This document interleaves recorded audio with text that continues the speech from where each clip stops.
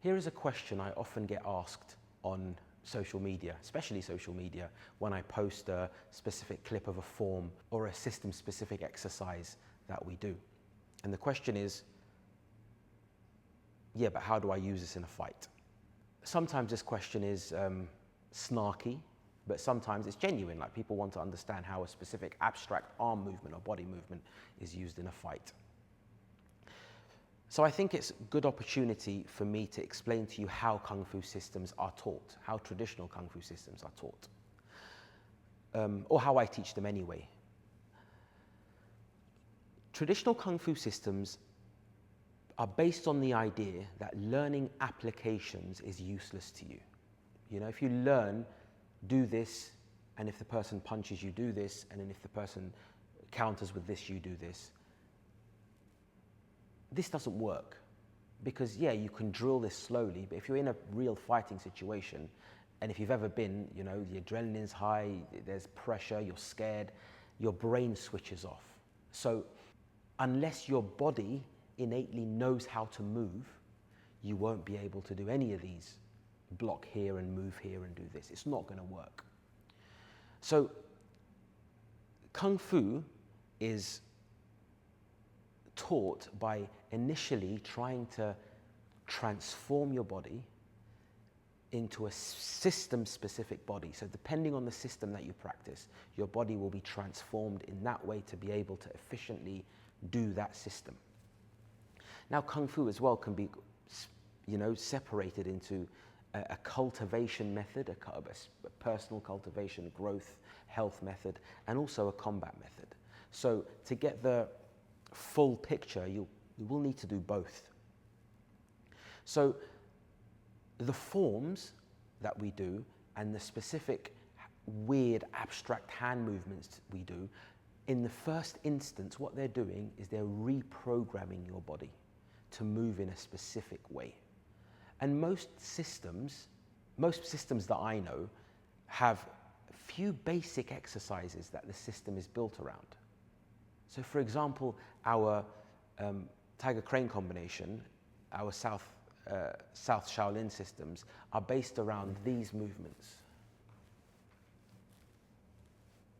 So the repetition of these movements, honestly, initially you're like, what the hell, how is this ever going to help me in a fight? Just pushing my arm forward, drawing back, and palm forward. But these are realigning your body to be able to connect up correctly. Now you do these movements enough, your body will transform. And when your body transforms, it becomes robust and strong, you know? You add this with the breathing methods of the forms that you practice. You add this with the correct alignment and stretching of the specific systems you practice, then you're building a very robust, strong body that is efficient at carrying power through the body. So you're doing this movement and you're thinking, well,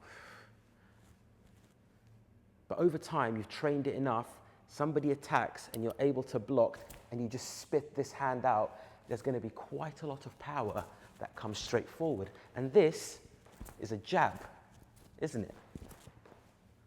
This is your guard, right? So it's telling you this is the space that you don't want anybody to enter if you're fighting, unless you are going into grappling range, that's different. But yeah, it's teaching you these structural positions of the body.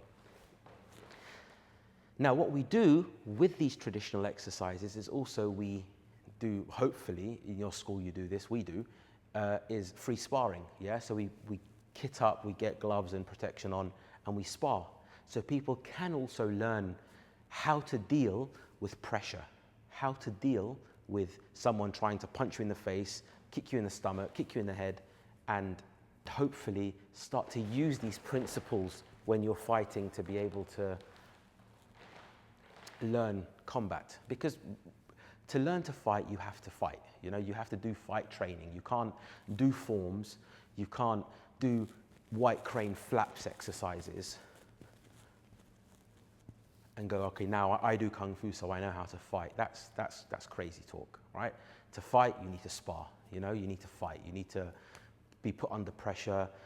You need to be taken down to the floor, you need to grapple, you need to get up, you need to do takedowns, everything that you can expect from fighting. But alongside that, you're doing the body development, you're doing the cultivation, you're doing the strengthening, the qigong work, the hard and soft qigong work. That's building a body that will begin to take your kung fu beyond just fighting, right? Because, okay, you're fighting, but fine, you learn how to fight. You know, you can learn to defend yourself properly within a couple of years, really. If you're sparring often, a couple of years, you should be confident enough to move, have good reaction time fast. And if you're not looking into going into sports combat, then what's the point, right? But kung fu then becomes about a whole different aspect of cultivation, a whole different aspect of body transformation, mental transformation. And if you're interested, spiritual cultivation, right?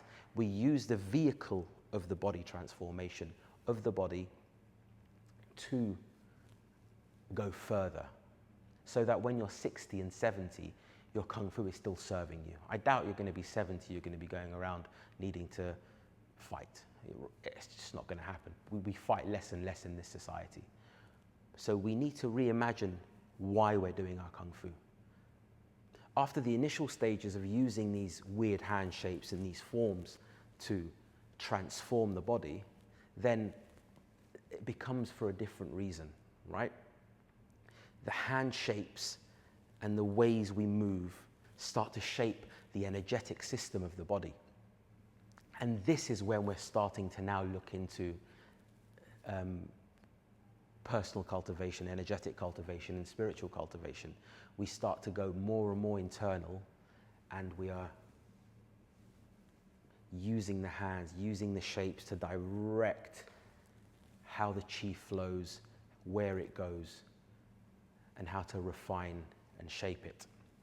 But it's crazy talk where people misunderstand this and go, I'm doing chi work and that means I can throw fireballs at you, or I can, I don't know, use chi to knock you out. This is madness, this is crazy talk.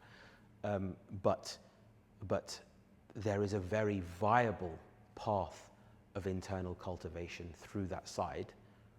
And as I teach Kung Fu systems, and a lot of the people that I respect who teach traditional Kung Fu systems, this is how it's taught. It's taught as a holistic whole where you get the martial benefits, you get the body cultivation benefits, and through the vehicle of the body, we're getting the higher benefits. And by higher, I don't mean better. By higher, I just mean the later practices.